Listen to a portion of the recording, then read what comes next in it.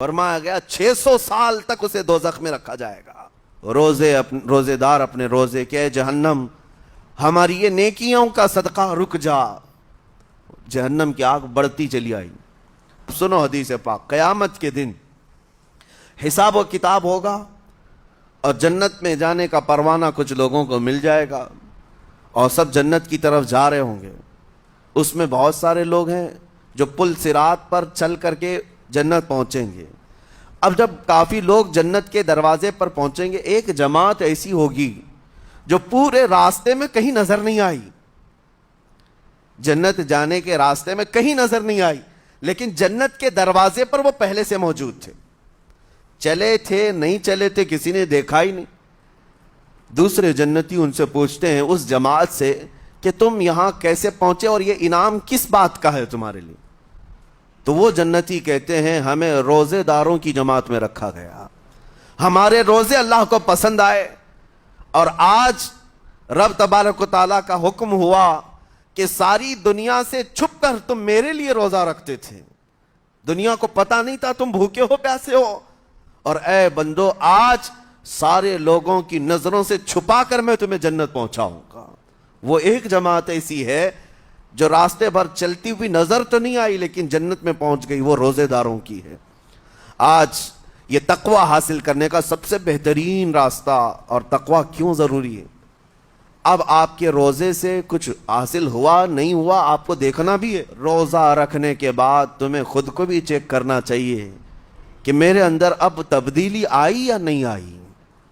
ایک روزہ رکھا اور پھر رات کو تراویح میں کھڑا ہوا، میرے اندر بدلاؤ کتنا ہے؟ کیا اب اللہ کی آیات قرآن کی سنتا ہوں، میرے آنکھوں سے آنسو آ جاتے ہیں؟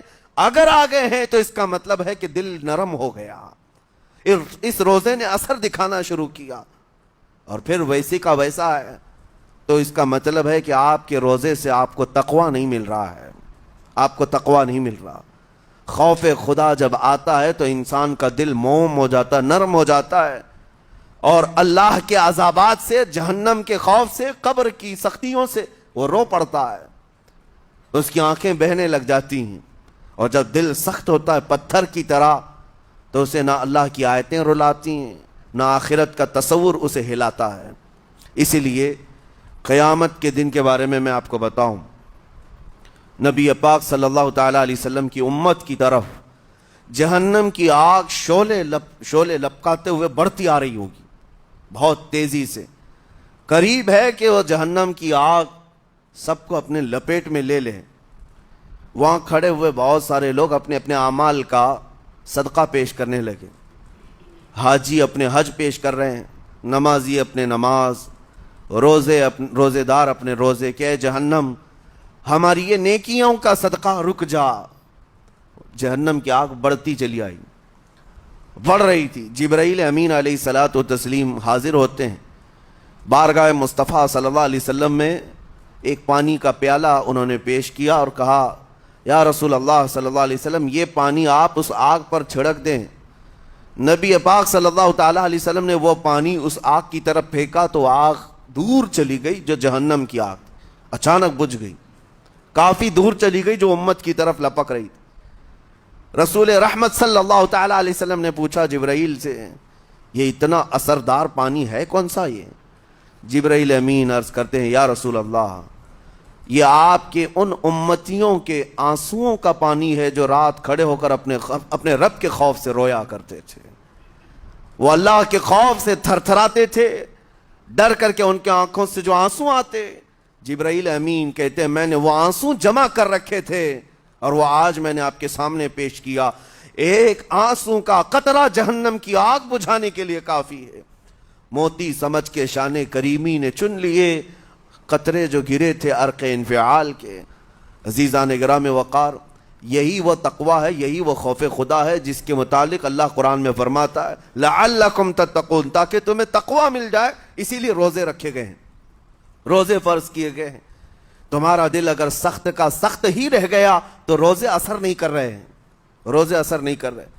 اور ظاہر سی بات ہے کاموں میں برکت نیت سے ہوتی ہے، کسی بھی عمل میں برکت اچھی نیت سے ہوتی ہے۔ اگر کوئی روزہ اس لیے رکھ رہا ہے جیسے بہت سارے فائدے گنائے جاتے ہیں نا، روزہ رکھنے سے کینسر نہیں ہوتا، روزہ رکھنے سے جسم کے فاسد مادے ختم ہو جاتے ہیں، نکل جاتے ہیں، ڈاکٹرز بھی مشورہ دیتے ہیں مہینے میں 1 مرتبہ، ہفتے میں 1 مرتبہ باڈی کو فری چھوڑنا چاہیے. تو یہ تو جسمانی فائدے تو رکھے گئے ہیں، لیکن اگر تم روزہ اس نیت سے رکھ رہے ہو کہ میری باڈی صحیح ہوتی رہے، تو گویا کہ تم تو اپنی دنیاوی غرض سے روزہ رکھ رہے تھے.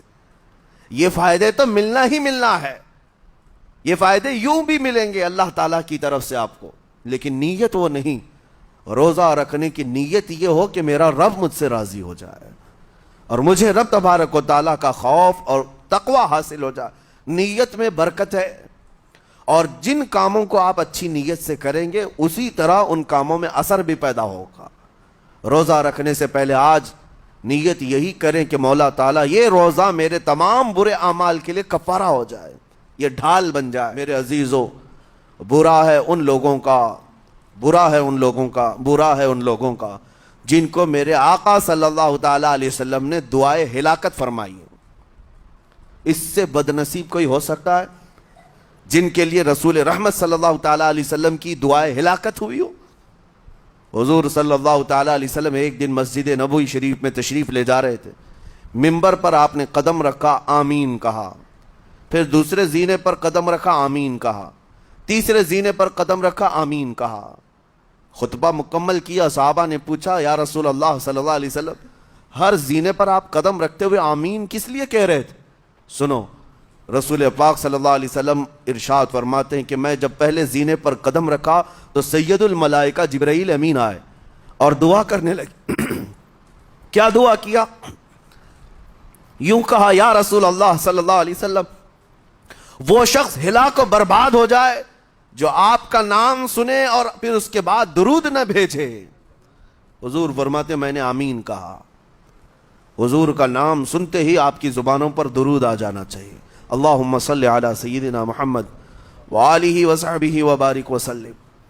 میرے آقا فرماتے ہیں دوسرے زینے پر قدم رکھا تو جبرائیل امین نے یوں کہا، یا رسول اللہ صلی اللہ علیہ وسلم وہ شخص ہلاک و برباد ہو جائے جو زندگی میں اپنے ماں اور باپ میں سے کسی ایک کے بڑھاپے کو پایا اور ان کی خدمت کر کے جنت نہیں حاصل کر سکا بلکہ ان کو ایسے ہی چھوڑے رکھا، ایسا شخص برباد ہو جائے.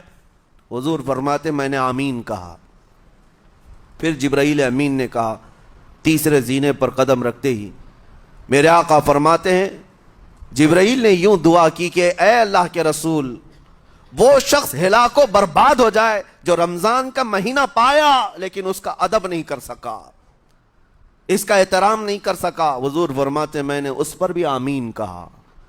جس کی ہلاکت کے لیے جبرائیل امین دعا کر رہے ہوں اور اس دعا پر سید الانبیاء آمین کہہ رہے ہوں، ایسے شخص کی بربادی کا کیا انجام ہو سکتا ہے؟ وہ کتنا بد نصیب ہوگا. اسی لیے میرے عزیزوں، مسلمانوں میں یہ رواج ہی نہیں ہونا چاہیے کہ اٹھ کر کے پوچھتے رہیں روزہ ہے کہ نہیں ہے، روزہ ہے کہ نہیں ہے. مسلمان ہے تو روزہ ہے، اور یہ کوئی آپشنلی عبادت نہیں ہے کہ 4 رکھ لیا 2 نہیں رکھا. آپشنلی نہیں، یہ فرض عین ہے. ایک روزے کو چھوڑنے کا گناہ فرمایا گیا 600 سال تک اسے دوزخ میں رکھا جائے گا. 600 سال تک. یہ معمولی چیز نہیں ہے. اور جن کے پچھلے روزے قضا ہو چکے ہیں معاف نہیں ہوں گے. تھپڑ مار لیں گال پہ، توبہ توبہ کر لیں، معاف نہیں ہوں گے. توبہ تو کرنے کے ساتھ ساتھ قضا بھی کرنا ہوگا. جب موقع ملے سال بھر میں اپنے چھوٹے ہوئے روزوں کو واپس کرنا ہے. اس کی اہمیت میں آپ کو بتا دوں، ایک روزہ اگر جان بوجھ کر کے کسی نے توڑا یا چھوڑا تو جانتے ہیں اس کا کفارہ کیا ہے؟ اس کا کفارہ یہ ہے کہ اس کے بدلے میں دوسرے دنوں میں 60 روزے کنٹینیو رکھے. رمضان کا ایک روزہ پورا کرنے کے لیے 60 روزے رکھنے پڑ جائیں گے. ہاں اگر کسی عذر کی وجہ سے، کسی تکلیف کی وجہ سے چھوڑا تھا، بیمار تھا یا سفر میں تھا یا تکلیف کی شدت تھی، اس وجہ سے روزہ چھوڑا تھا، تو اس کے بدلے میں ایک روزے کی قضا ایک ہی روزہ ہوگی. لیکن بغیر کسی عذر کے، شہوت کی وجہ سے، نفس پرستی کی وجہ سے توڑا تھا یا چھوڑا تھا تو پھر 60 روزے رکھنے پڑ جائیں گے. اس سے اندازہ ہوتا ہے کہ ایک روزے کی اہمیت کیا ہے رمضان کے. اسی لیے میرے عزیزو، یہ روزے آسان ہیں. روزے آسان ہیں، اس کو رکھ لو، اس کی جزا بہت بڑی ہے، اس کی جزا بہت بڑی ہے۔ آج الحمدللہ ہمارے 5 سال 6 سال کے بچے روزہ رکھ لیتے ہیں، تو بڑوں کو تو اللہ نے جو طاقت عطا کی ہے، روزہ ہرگز ترک مت کرو۔ لیکن ساتھ میں آج یہ میسج ضرور دوں گا، نیت یہ کرو کہ مجھے تقوی مل جائے، مجھے پرہیزگاری مل جائے، اور یہ آپ کو خود چیک کرنا ہوگا۔ روزانہ رات کو نماز میں کھڑے ہو جاؤ تراویح کے، دیکھو کہ کتنی تبدیلی آ رہی ہے۔ آج میں نے روزہ افطار کیا، میرے اندر بدلاؤ آیا کہ نہیں آیا؟ اور اگر نہیں آ رہا ہے، کوئی تبدیلی نہیں آ رہی ہے، تو اس کا مطلب ہے آپ تقوی نہیں حاصل کر رہے، آپ تو روز مرہ کی روٹین پر چل رہے ہو۔ روٹین پر چلنے کا مطلب یہ روزہ نہیں ہے۔ روزہ تقوی دے کر جاتا ہے بندے کو، روزہ خوف خدا دے کر جاتا ہے بندے کو۔ قسم رب ذوالجلال کی، ہر برائی رمضان میں ہی آپ سے ختم ہو جائے گی۔ جس کی کوئی چیز چھوڑنے پر نہیں چھوٹتی ہے، وہ رمضان میں کر کے دیکھ لے۔